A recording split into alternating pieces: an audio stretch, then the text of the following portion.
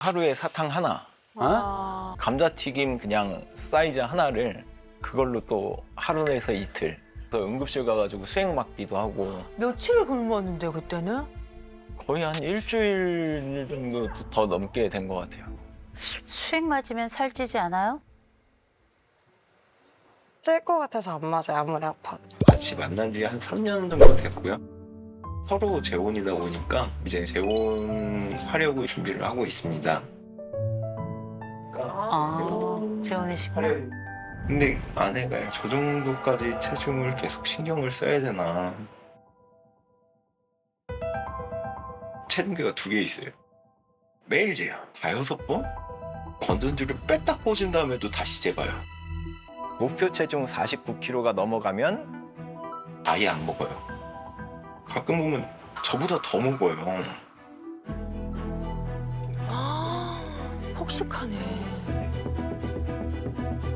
밥 다 먹고 참외 같은 걸 사도 한 10개 있으면은 식후에 그 10개를 앉은 자리에서 다 먹어요. 아이스크림도 한 통 다 먹고. 그러고 나서 이제 개원하는 거예요. 섭식장애로 병원을 갔으면 그거에 대한 치료를 받아야 되는데 다이어트 약을 지워가 버리니까 애정 표현이 조금만 덜해져도 아 내가 살쪄서 그런가?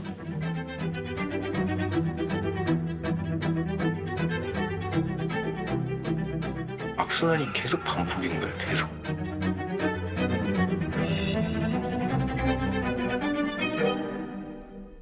이제 서로 재혼을 준비하고 있고요. 이제 같이 계속 지낸 지는 3년 정도 됐고 나이는 39살 한지선이라고 합니다. 네. 저는 31살이고요. 이름은 이설이라고 합니다. 아, 네, 좋습니다. 남편분이 이제 마지막 기회라고 약간 좀 절실하게 연락 주셨다면서요. 왜 마지막 기회라고 생각하시는 건가요? 제가 할 수 있는 거를 진짜 최대한 해보려고 했어요. 이제 이거를 지금 개원하는 것도 한 3년 정도 봐왔고 예전에는 그런 일이 있었대요. 저 만나기 전에는 이제 개원에다가 칫솔을 사용했었는데 그거를 삼킨 일이 있었대요. 그래가지고 이제 응급수술을 가기도 하고 그랬는데 이게 너무 걱정되다 보니까 저도 이제 뭐 거식증, 폭식증에 대해서 좀 보기도 하고 병원도 가고 이 심리상담 신청해서 받고 했는데 여전히 나아지질 않는 것 같은 거예요. 그래가지고 처음에는 제가 한 1년 정도는 계속 간섭을 했어요. 먹는 것도 아, 이렇게 먹지 마라, 이렇게 먹지 마라 막 간섭을 하고 그랬더니 이제 더 스트레스를 받아 하는 거죠. 더 스트레스를 받으니까 먹을 때 더 먹고. 뭔가 이 악순환이라니까. 안 먹을 때는 완전히 안 먹어. 먹을 때는 정말 한 판 먹고 개운해는 이런 방식이잖아요. 아내가 먹을 때는 어느 정도 먹어요? 예를 들어서 이제 치킨에 피자를 시켰다. 네. 그러면은 제가 뭐 반마리 조금 더 먹다가 멈추면은 이게 이제 상 치울 때는 하나도 없어요. 싹쓸이. 그걸 다 먹어요? 그러면 그걸 다 먹고 끝나는 게 아니라 마트에서 이제 뭐 과일 담근 거나 이런 것도 싹쓸이. 그리고 아이스크림 먹고 싶다고 해서 사주면은 싹쓸이. 한 번에. 야, 야, 들어가는 것도 신기하다. 이게 어떻게 들어가지? 어떻게- 저렇게 왜소한데? 근데 저는 알아요. 그거보다 더 먹을 수 있어요. 진짜? 더 먹을 수 있어요. 왜? 있는니까 먹고 여기서 꼴딱꼴딱 할 때까지 먹는 게 토하기가 더 쉽거든. 그래서 적당히 먹지 않아요. 진짜? 칫솔을 사용해서 이게 이제 넘어가서 응급 수술을 받았던 그 정도란 얘기는 뭐냐면 손가락을 쓰는 범위로는 잘 안 나온다는 얘기예요. 그죠? 그래서 보통 섭식장애 뭐 여러 가지가 있지만 그중에 아주 대표적인 게 하나가 거식증이 있고 또 하나 폭식증이 있는데 이 아내의 경우는 거식의 경우도 물론 있지만 그보다는 폭식이 조금 더 많은 것 같아요. 이게 이제 보통 불레미아라고 부르는 건데 한 판 먹고 개워내고 한 판 먹고 개워내고 이런 방식인데 아내분께서 목표 체중이 좀 넘었어. 넘었으면 안 드신다고 하셨잖아요. 네. 안 드시면은 이제 어느 정도로 안 먹어요? 어느 날은 하루에 사탕 하나, 어? 그걸로 그냥 하루를? 아니면은 이제 가끔 뭐 감자튀김 먹고 싶다고 하면은 버거는 안 먹어요. 버거는 안 먹고 감자튀김 그냥 사이즈 하나를 그걸로 또 하루 내서 이틀.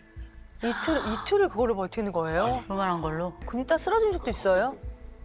네, 한번 쓰러진 적도 있어서 응급실 가가지고 수액 맞기도 하고 며칠을 굶었는데요, 그때는? 거의 한 일주일 정도 더 넘게 된 것 같아요. 일주일을 안 먹어요? 아, 그래서 수액은 맞아요? 그러면은? 이제 말 그대로 실신했으니까 제가 데리고 가가지고 이제 병원 가서 정신 들면은 이미 수액을 맞고 있는 거죠. 수액 맞으면 살찌지 않아요? 찔 것 같아서 안 맞아요. 아무리 아파도. 어머, 그렇죠. 안 맞네. 찔 것 같아서 수액을 안 맞죠. 왜냐면 영양제가 들어가거든. 그럼 이게 살이 붙을까 봐. 남편분의 애정 표현이 조금만 줄어들어도 내가 이렇게 살이 쪄서 그런가라고 생각을 하셨다던데 그럴 때마다 좀 어떠세요? 황당하죠. 저는. 왜요? 왜냐면은 서로 약간 말다툼이 있거나 그렇지. 그랬을 때는 좀 줄어들긴 하는데 그게 아닐 때는 항상 애정 표현을 하거든요. 그렇죠. 네, 항상 하는데 싸워가지고 감정이 격해졌을 때 애정 표현이 줄어들면은 갑자기 거기서 더 화를 내는 거예요. 내가 이래서 살을 그렇게 관리하는 거라고. 야.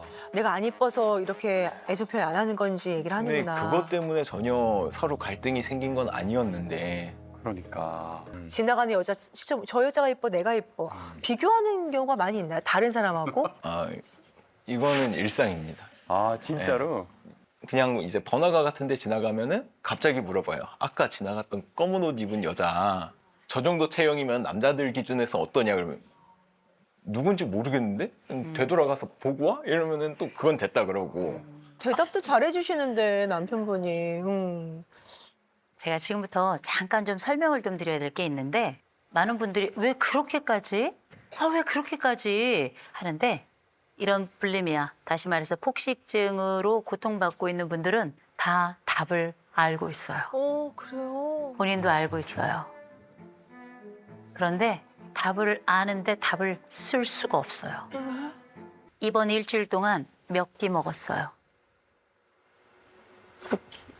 두 개. 예.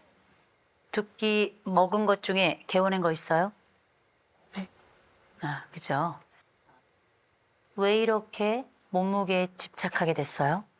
가족 영향이 좀 전 컸던 것 같아요. 가족 영향? 네. 무슨 얘기예요?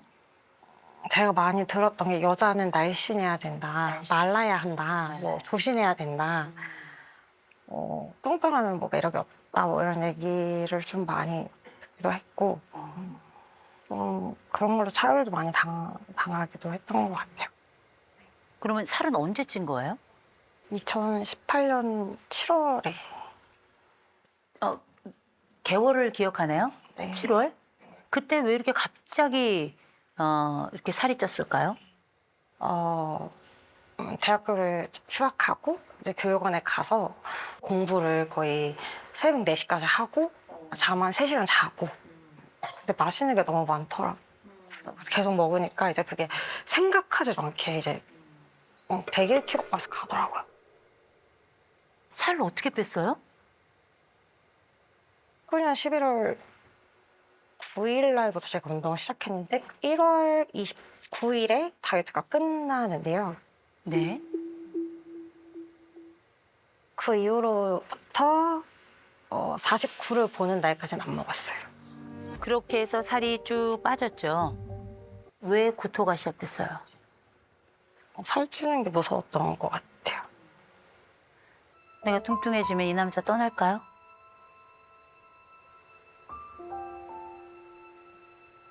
이 남자가 내가 뚱뚱해지면 나를 만질까요? 그건 모르겠어요. 내가 혹시 뚱뚱해지면 이 남자 바람 날까요?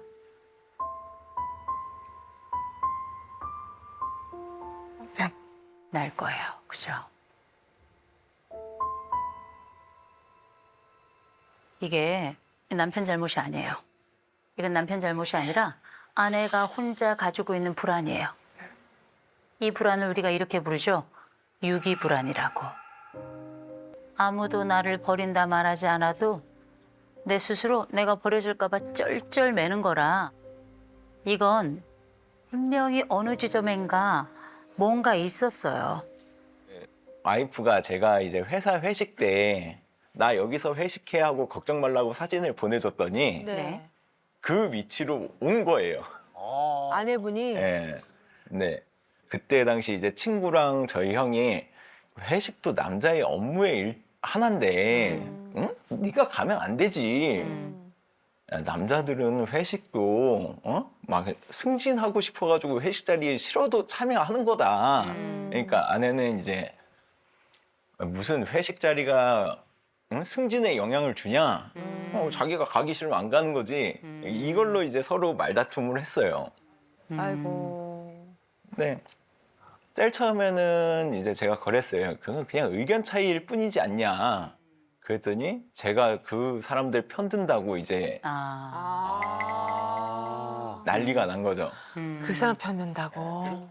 그렇게 한 2주 넘게 한 3, 4주 싸우다가 그 친구랑 형이 와서 사과를 해줬으면 좋겠대요. 그 30년 지기 친구였어요. 네. 그래 알겠다 하고 네. 제가 두 사람을 불렀어요. 저희 집으로. 어머. 불러가지고 이제 사과를 했죠. 어. 그래 미안하다 이러고 사과를 했는데 네 사과를 했는데 와이프가 그 친구는 용서가 안 된대요. 그래서 한 달 정도 더 있다가 너무 화를 내길래 친구가 한 번 또 와서 사과를 했어요. 친구 만나기가 제가 좀 부담스러운 거예요. 그치. 결국에는 그 친구 결혼식장에 제가 참석을 안 했어요. 그때 그 회식 그 사건 말이에요. 그땐 왜 그랬을까요? 따로 말은 안 했는데 그 30년 지기 친구가 너가 지선이 앞길 막은 거다. 다시 한번. 지선이 앞길 막았다 네가. 네가 지선이 앞길을 막았다. 아, 앞길 막았다. 중요한 건 나를 무시했어. 난 무시당하는 걸 못 견디거든. 이 사람은 나의 생명이야. 나의 모든 것이야. 유일한 보물 그것도 아직 나랑 결혼을 안 해가지고 법적으로도 아슬아슬해. 어찌 될지 모르고 내가 앞길을 막았다고? 내가? 이 말에 완전히 꽂힌 거죠. 그 속상함이에요. 근데 제가 한 가지 좀 부탁할게요. 그 말이 속상했을 수 있어요. 전 이해가 돼요. 그런데 그 친구를 이 남편과 멀어지게 하는 그 과정은 이 남자에겐 굉장히 치명적이에요. 그래서 저는 이 남자가 정말 대단하다고 생각해요. 진짜 너무 대단하다. 진짜. 웬만한 남자 같으면 이 어이없는 얘기에 오히려 크게 화를 내고 어마어마하게 싸워대고 그래? 넌 그러면 너랑 say goodbye, 안녕 이럴 수도 있을 텐데 이 남자가 형님을 데려왔어. 그 친구를 데려왔어. 그 앞에서 사과를 시켰어. 이건 무릎 꿇게 한 거예요. 진짜 본인 앞에서. 심지어 한 번 더 왔어. 2번 무릎 꿇린 거예요. 결혼식을 안 갔어? 3번 무릎 꿇린 거예요. 근데 내 친구가 와서 이 사과를 하게 하는 건 남자들 세계에서는 정말 불가능한 일이에요. 맞아요. 진짜. 진짜 그건. 이걸 3번에 걸쳐서 한 거예요. 이건 아무나 할 수 있는 일이 아니에요. 남편을 그 친구에게 3번 무릎 꿇게 한 거예요. 내가 가서 먼저 무릎을 꿇어야 이 친구들이 와서 나를 보고 내 아내 앞에 와서 무릎을 꿇는 거거든요. 그때 아내는 잘못했다. 그죠? 이번에 회사 회식과 관련된 그 경우는 나라는 사람이 지키고 싶은 유일한 그 지점을 이 사람들이 건드렸기 때문에 생긴 내 안쪽의 내부 문제였어요. 아내는 그닥 그렇게 안정적인 사람이 아닙니다. 계속 뭐가 있냐면 사랑받고 싶다. 아. 내가 살이 많이 쪘어. 그러면서 살을 빼게 됐어. 그다음에 내가 구토를 시작했어. 왜? 내가 이 세상에서 관심을 받는 사람 그 첫 번째 경험이었기 때문이었을 거예요. 근데 아내가 지금 자극추구 점수가 1점이에요. 아유. 1점. 이 자극추구 점수가 1점인 건 거짓말이에요. 왠지 아세요? 원래 자극추구가 원래 99점이에요. 원래는. 그런데 지금 뭐 하고 있냐? 침잠하고 있어. 왜? 남자들은 참하고 조신한 여자를 좋아하거든. 또 위험의 피가 지금 100점이에요. 이렇게 이 남자가 떠날까 봐 조마조마. 왜 그런 줄 아세요? 이 여자가 이 남자를 너무너무 좋아해요. 좋아하는 정도가 아니에요. 좋아서 미쳐요. 심지어는 나를 만지지 않으면 나를 사랑하지 않는 것일까 두려워서 덜덜덜 떨어요. 근데 이 남자에 대해 이 여자가 왜 이렇게 쩔쩔매나 했더니 이 남자 사회적 민감성이 0점이에요. 0점이라 이건 뭘 얘기하냐면 다른 사람들 시선 상관없어. 나는 내 방식대로 가면 돼. 아내를 사랑해요? 네, 사랑합니다. 이 여자랑 결혼할 거예요? 네, 결혼할 생각이 있습니다. 그래요? 네. 제가 말씀드릴게요. 웬만한 남자 같으면 벌써 도망갔어요. 이 여자가 이렇게 미쳐 돌아가는데도 이 여자랑 결혼하겠대요. 그러니 속색이지 말아요. 지금은 섭식 장애에 대한 상담은 2차적인 거고요. 불안에 대해서, 유기 불안에 대해서 상담을 진행해야 돼요. 아내가 일 시간을 조금 더 늘렸으면 좋겠어요. 그래서 일에 조금 더 집중했으면 좋겠어요.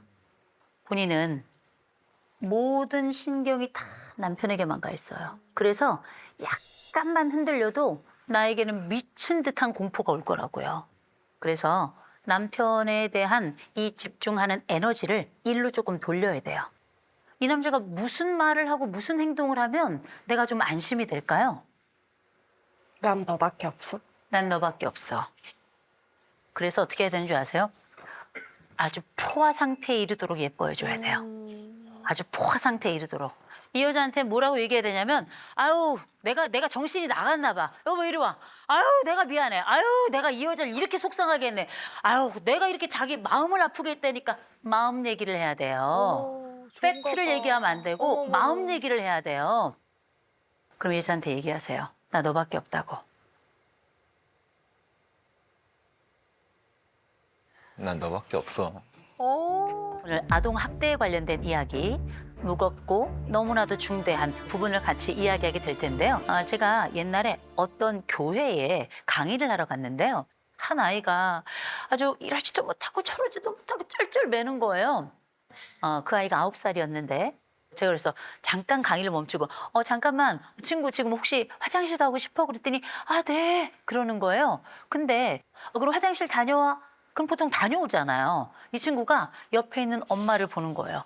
쩔쩔매면서 이제 엄마가 갔죠. 그러니까 이 친구가 얼른 화장실 갔는데 전 소변을 그렇게 빨리 볼 수 있는 사람이 있는지 몰랐어요. 마치 중간에 끊고 오는 애처럼 너무 빨리 갔다 온 거예요. 그래서 옆에 앉아 있는데 제가 이 엄마의 눈초리가 하도 매서워서 이 아이에게 했어요. 괜찮아? 잘 다녀왔어? 편안해? 했더니 아, 네. 아이의 표정을 봤어요. 아이는 그때도 불안했어요. 이 친구가 왜 이렇게 안절부절 못했을까 봤더니 혹시 내가 없을 때 엄마에게 어떤 얘기를 하면 자기가 매를 맞을까 봐 집에 가서. 아이고. 그런데다가 이렇게 오랫동안 학대를 받은 아이들은 스트레스가 워낙에 심하기 때문에 아주 어려서부터 신장 기능이 많이 망가져 있습니다. 그래서 이 아이가 소변을 잘 참지 못하는 것, 이 엄마의 그 눈짓 하나에 이 아이가 쩔쩔매는 그 모든 장면은 이 외부에서 이 정도인데 실제 집에 갔을 땐 무슨 일이 있을까? 좀 여러 가지 생각이 좀 들더라고요. 그런데 이렇게 드러나거나 우리가 뉴스를 통해서 봤던 거는 극히 일부분이고요. 이젠 우리에게 흔한 이야기가 점점 되어간다는 거예요.